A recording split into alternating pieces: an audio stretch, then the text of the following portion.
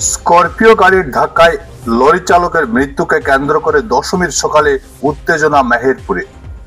Scorpio গাড়ির ধাক্কায় এক লরি চালকের মৃত্যুকে কেন্দ্র করে দশমীর সকালে তীব্র উত্তেজনা দেখা দেয় শিলচর মেহেরপুর এলাকায়। ক্ষুব্ধ জনগণ জ্বালিয়ে দেন ঘাতক স্করপিও গাড়িটি।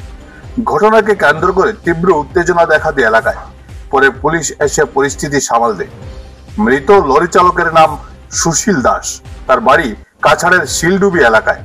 Bureau report Barak vision.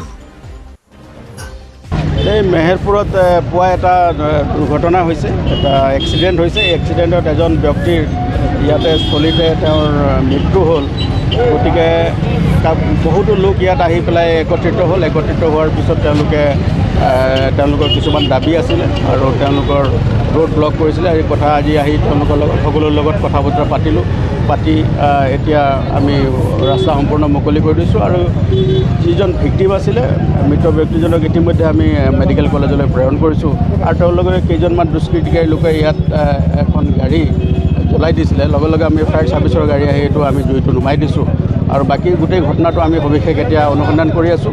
আৰু আমি এইটোৱে চাম যে এইটো যাতে কোনো ধৰণৰ এনেকুৱা আনলফুল এক্টিভিটিজ যাতে কোনো নকৰে আৰু আইন যাতে হাতত নলয়, সেই ৰাইজক অনুৰোধ কৰিছোঁ। ৰাইজে ৰাস্তাটো মুকলি কৰি দিছে। এতিয়া আমাৰ বাকী অনুসন্ধান কাম আমাৰ চলি আছে। এইটো বাকী আমি অনুসন্ধান কৰি আমি স্থলীতে আছোঁ। বাকী আমি অনুসন্ধান কৰি আছোঁ।